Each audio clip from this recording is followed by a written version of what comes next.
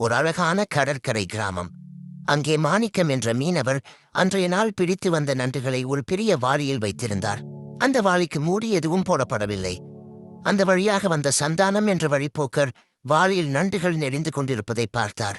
வாளியின் உயரம் குறைவாக இருந்ததால் நண்டுகள் எளிதாக வெளியே ஏறி வந்துவிட முடியும் என்று அவருக்கு தோன்றியது. சந்தானம் பதற்றத்துடன் மாணிக்கத்திடம் சொன்னார், ஐயா, வாளியை மூடி வையுங்கள். இல்லை என்றால் நண்டுகள் எல்லாம் ஒவ்வொன்றாக வெளியே ஏறி தப்பித்து ஓடிவிடும். உங்கள் உழைப்பு வீணாகிவிடும். மாணிக்கம் அமைதியாகச் சிரித்துவிட்டு சொன்னார், தம்பி, நீ பயப்பட வேண்டாம். இந்த நண்டுகள் ஒருபோதும் தப்பிக்காது.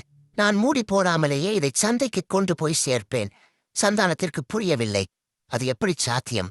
இதோ பாருங்கள், ஒரு நண்டு இப்போதுதான் மெதுவாக மேலே ஏறி வாளியின் விளிம்பை தொடப்போகிறது. இன்னும் சில வினாடிகளில் அது கீழே குதித்து ஓடிவிடும். அதற்கு மாணிக்கம் சொன்னார், தம்பி, அந்த நண்டு மேலே ஏறும் வரைதான் மற்ற நண்டுகள் அமைதியாக இருக்கும். அது விளிம்பை தொடப்போகும் அந்த நிமிடம் கீழே இருக்கும் நண்டுகள் அதன் காலை பிடித்து இழுத்து வாளிக்குள்ளேயே தள்ளிவிடும். எந்த நண்டு மேலே போக முயன்றாலும் மற்ற நண்டுகள் அதை விடாது. சந்தானம் இதை பார்த்து வியந்து போனார்.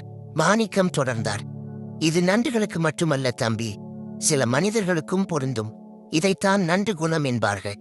கதையின் நீதி: ஒருவர் கஷ்டப்பட்டு முன்னேற துடிக்கும் போது அவருக்கு உதவி செய்யாவிட்டாலும் பரவாயில்லை. ஆனால் அவரை பின்னோக்கி இழுக்கக்கூடாது.